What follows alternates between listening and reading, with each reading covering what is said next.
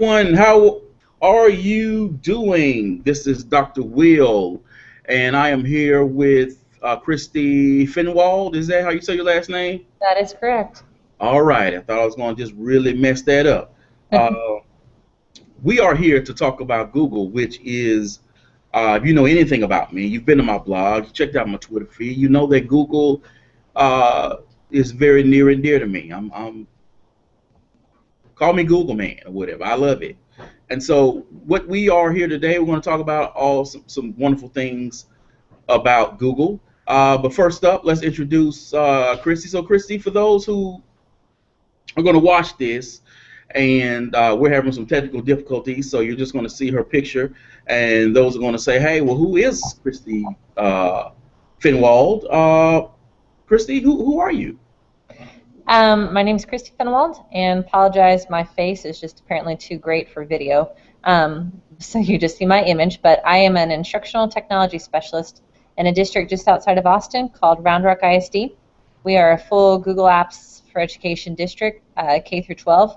All students 2 through 12 have their own email accounts turned on, and we're in our third year now of running Google. This is our first year we're actually piloting some Chromebooks in one-to-one classrooms. Previous to being my current role, where I work with a high school and working with getting on student tech programs and beefing up our staff, I was a tech director and I was a former high school English teacher as well. So I've been all Awesome, around the board. awesome. Now it's brighter in here because actually I was like, why is it so dark in here? Then I noticed I didn't have a light above me on. All righty. So people, now back. Um, okay, Christy, and I borrowed this question from one of my favorite movies. When did you fall in love with Google? I actually fell in love with Google when I was teaching high school English, and I discovered Google Earth at a conference. This was back in like 2007-ish, and I was like, that is really awesome. But unfortunately, the district that I was at, Google anything outside of Google search was blocked. We couldn't make Google Sites, we couldn't make anything. So my first objective when I went to my next district was to get us Google Apps for Education, and that's when it was first coming out, and to really implement it. And it was in that implementation of seeing just everything that it offered that I fell in love with, and I realized we could have been collaborating all along on Google Docs or sharing that out to students in ways that would have connected students who previously could not have been connected, and it would have completely changed how I taught in my classroom. So it was kind of a combination from seeing Google Earth to actually getting to roll out Google Apps for Education that I realized I couldn't live without it. Awesome, awesome. Now, I just completed my first consulting gig in which I did uh, 8 to 2:30 of Google Apps, and Mhm. it was fantastic. And I happened to be at a school that wasn't a Google Apps district, and they were like, "Wow, I can do all of this and that," and I'm like, "Yes, that's why Google is awesome." So when you meet educators for the first time, and Mhm. or you're training teachers, being due to your Google qualifications, etc.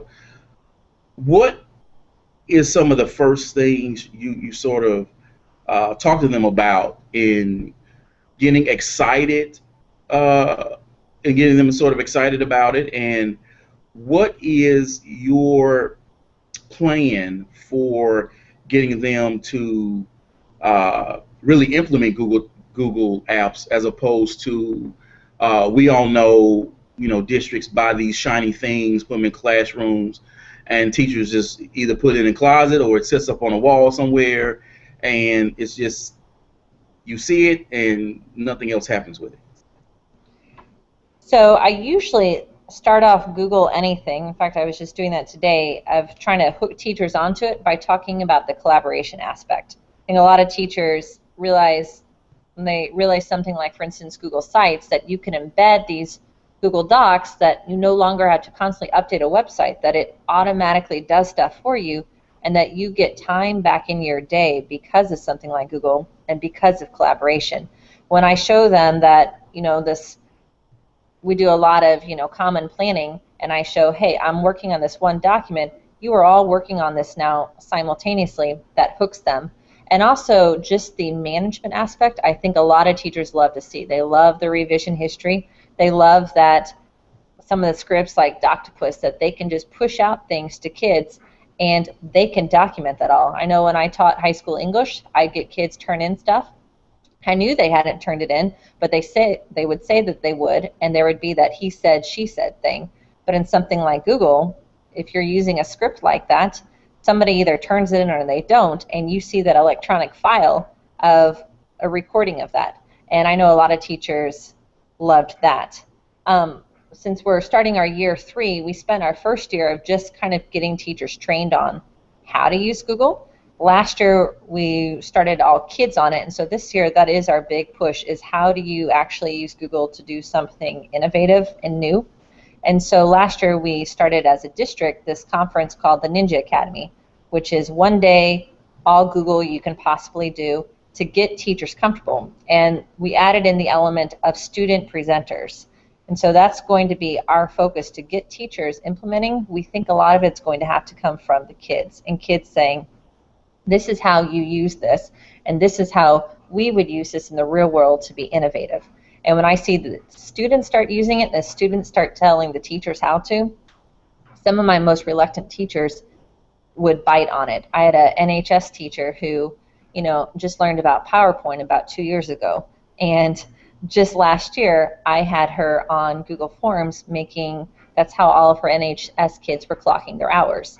And she bought onto it because she saw that her kids were able to do this, and that her kids would be her support, and that she didn't have to be the expert in that. She may be the content expert, but the kids could help with some of the other aspects. And really for implementation, that's been how it is. It's through small steps, through like Ninja Academy conference, or through, we do PD in your PJs every month to just roll out and give teachers extra time to just learn about some of the new things and ways that they could implement this. But also really it's been in putting some of the leverage on the kids and having the kids share that information. And so in doing this, and I'm hearing a lot of great ideas and practices that you have been able to do, what has been some of your challenges thus far? We've had, technical challenges in the sense where who do we want to open up Google email to, for instance, to Gmail, where right now we just have it open for kids to be able to email teachers, and that's it. They can't receive emails from anyone outside of teachers, and that's been a controversial point, because you get to high school and kids want to be able to send off college applications or things like that and use their district email, and they can't, or so therefore they go through personal ways, and we can't regulate that, so it becomes this unknown entity. So that's been a struggle in the sense of kind of fighting that, and because we don't have that open, we have a lot of our high school kids who then choose to use their personal email as a reference point, and they don't use our Round Rock one, so therefore that integration piece of Google becomes harder, because the kids aren't going through our Google Apps for Education. They're going through their own personal Gmail and not being able to get onto some of that stuff. That's been an obstacle, and the other obstacle is just in teachers, a lot of them understanding that we're away from the era of CD drives and USB, and that this is a collaborative environment, and that it doesn't just have to be your own island of you doing all this stuff, you being this expert, and not being able to get help, where Google is so much about collaboration and about multiple people working on something, and it kind of changes what your learning objective is. So in implementing it, we've had to change our teachers' way of thinking about what you're actually assessing in the end. Are you assessing this product, or are you assessing this process of the kids collaborating and creating together? And that's probably been the biggest one. It's just changing a way of thinking that's been so ingrained in people's heads. I hear you. I know whenever I present on Google Drive, particularly when I'm at conferences or leading that training in my own district. I always tell people, take your flash drive in the backyard, bury it, and give it a eulogy because you're done. And I know there'll be people like, I can't do it. I can't do it. And I actually had a teacher show up to one of my trainings in the district, and she opened up a Ziploc bag, and it had like 30 flash drives in that thing. And she's like, "This is my life." And I'm like, "Well, how do you find Yes. what you looking for? Do you color code? Do you market something, or do you just pull it out and go one by one to try to find your stuff?" To me, I would lose my mind. And then it was very interesting. Very interesting. One of the assistant principals at a school, I kept telling her, "Dish that flash drive, dish that flash drive, dish that flash drive." I did a training at her school last year, and she got on the Google Drive, right? She calls me and says, "I need you to help me get this on my desktop. It's on my laptop. It's on my laptop." I go to her school Friday. Well, no, the other day. Yesterday. I go to her school. She sees me in the hallway. She's like, "Come on in, come on in." I forgot my laptop at home. Right? So you see where I'm going with this, right? I forgot my laptop at home. I need Google Drive on my desktop. So I get on. Go ahead. I say, go into your email. Let's click on the app launcher. We're on Google Drive. So I go in, do the download and sync it. And she said, "Where are my files?" I said, "Watch." And then all of a sudden, she sees her files in the Google Drive folder on her laptop just start to populate. Bam, bam, bam, bam, bam, bam, bam. And she's like, "Woo!" And I said, "I told you. I told you." And so now, what she has at home is there. And she's like, "I'm getting rid of that flash drive. I'm getting rid of that flash drive." Because even herself, she can see, wow, this is amazing. And then she asked me about if she were at a conference, how she would access it. And I was just like, go into the Google Drive online and do it that way if you don't have access to your own personal device. But something like that, to me, when you bring that up, it makes me think about those experiences where people use it, they see the success with it, and become very excited. So in doing that, and in keeping with this, what has been some of your greatest successes in using Google Apps? I think last year, one thing that was really cool is we got invited by Google, because South by Southwest EDU is in our backyard, for some of our kids to present. They had seen some of the things our kids were doing across the district, and we had a group of about 5 to 7 ninth graders. They were not in any advanced classes. These were just run-of-the-mill, everyday students. And they came and presented to an audience at Google's room at South by Southwest EDU about how they were using e-portfolios. And it was all directed that kids. Teachers weren't even there. It was just the kids talking. And I thought that was one of our best successes, because that was, it wasn't just the teachers using it at the end. It was what had the students taken from all of this. And the students took from, I've got this e-portfolio that I've now put all of my math concepts on here, my analyses of this data that I've put onto my Google site that I've now been able to modify. And the kids were talking about ways that they have changed up from what the teacher did and adaptations. And to me, that was one of the greatest successes. It's also been in seeing teachers, like when I shared using something like Google Forms to make a process that was so tedious of all these paper applications from NHS and going through it and becoming a long, drawn-out procedure to something that's now quick, and it's something that other people can manage. So seeing teachers get time back on their plates has also been great, because at the end, we always wonder, how do we get time back on our plates?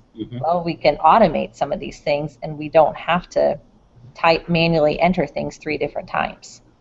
So, that's one of my favorites.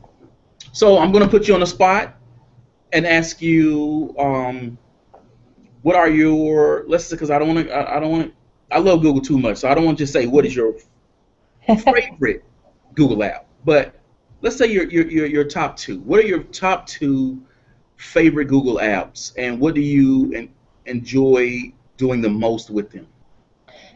Google app or Chrome app? Ooh, ooh. Well, if you want to, you can choose a Google app and a Chrome app. Okay. Well, like I said, I taught high school English, so Chrome app, I would say Easy Bib is one of my favorites just because it was a frustration of mine when I taught and kids at the end of their work, no matter how many times I told them, would put it's from google.com if they even wrote something. That was a blessing even then. But with Easy Bib, you just press a button, you type in what information it needs, it puts it onto this nice page that you can sift out those citations into whichever projects you need, and you can share that with your teachers. So it becomes this necessity, like we need kids understanding the importance of citations. We don't necessarily need them to understand where to put a period and a colon and so forth, but Easy Bib puts the pressure back on. It's really important to give credit to intellectual property. So I love that one. In terms of Google apps, I'm actually, I will admit that Google Sites is probably the not most intuitive of all of theirs, but it's my favorite.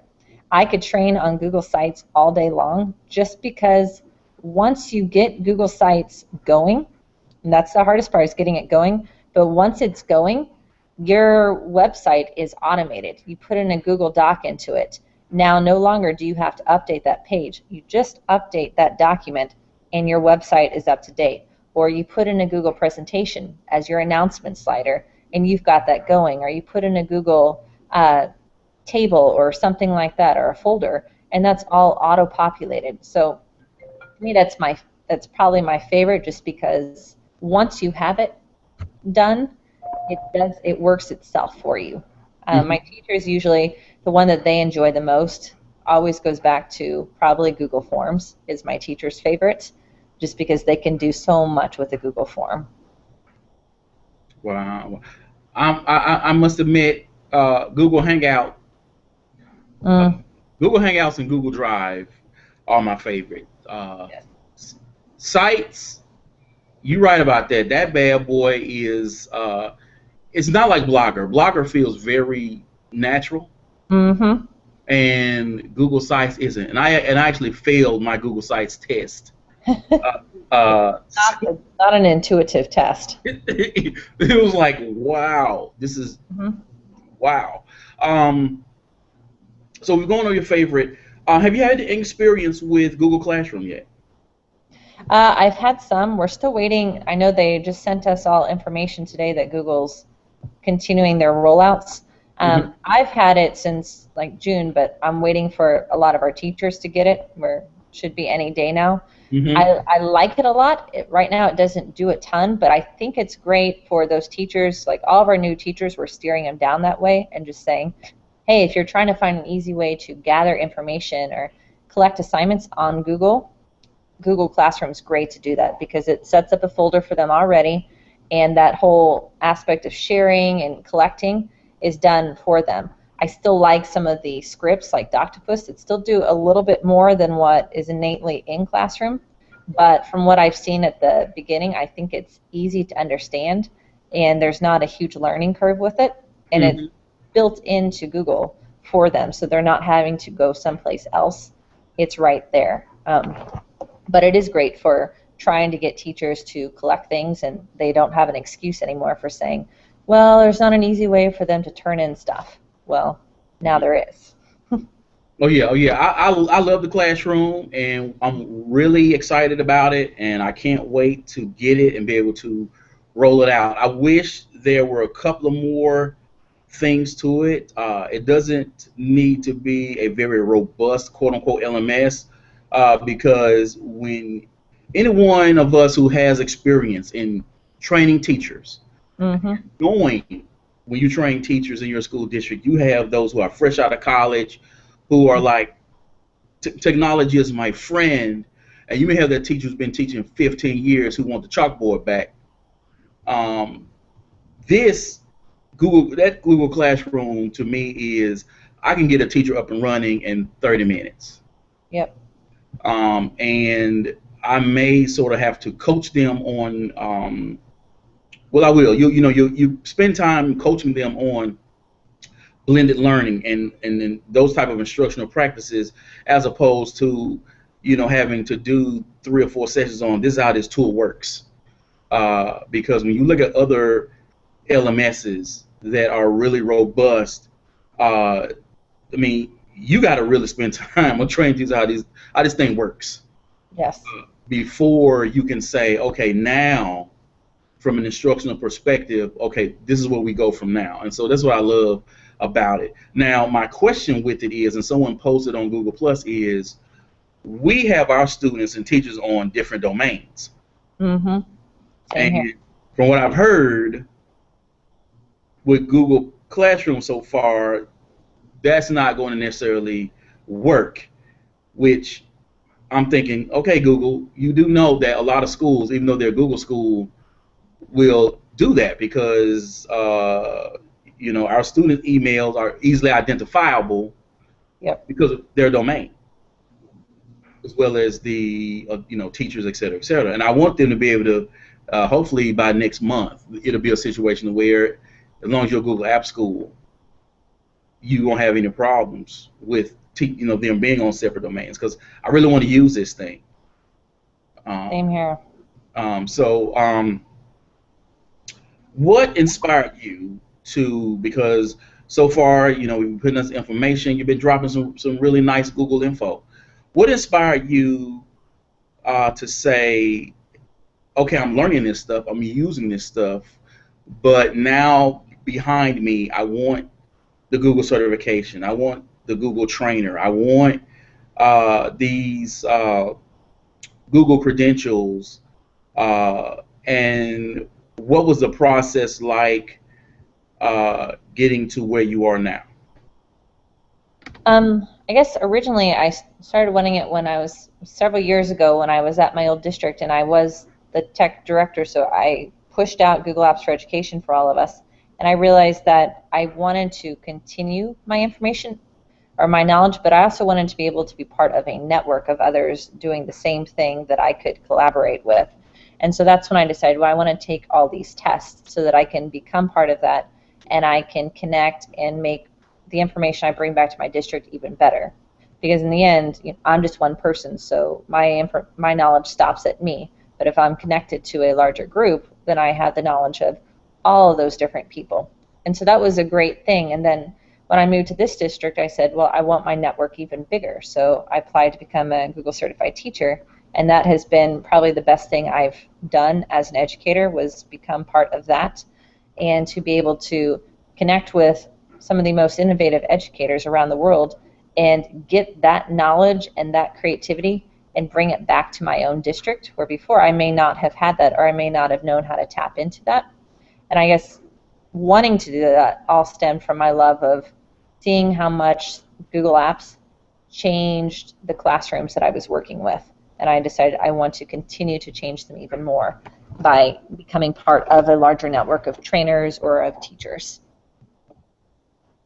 Awesome, awesome. So on the last question, to get you out of here, because you just mentioned it, changing the classroom, and you've said that several times. Uh-huh.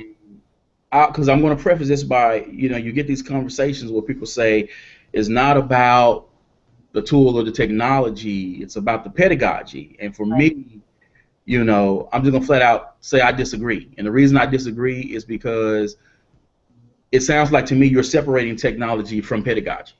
Mm-hmm. When in fact it is the technology that changes the pedagogy. It reimagines the classroom. So instead of you having your student, let's say, write a paper on the American Revolution, you can have your kids in Google Docs actually journal as Benjamin Franklin, which will require them to do the research, which would require them to write, meeting common core standards of you writing and publishing online, etc. Or they could build a Google site based upon one of the people during the time and insert video, maps, etc., etc. And so it takes learning to not more dynamic, non-static way where kids are learning with different senses and really sort of engaging them on many different levels. And so for those people who you are saying, um, Google does this in the classroom, and I say you got to jump on board. I believe in this. I believe in that.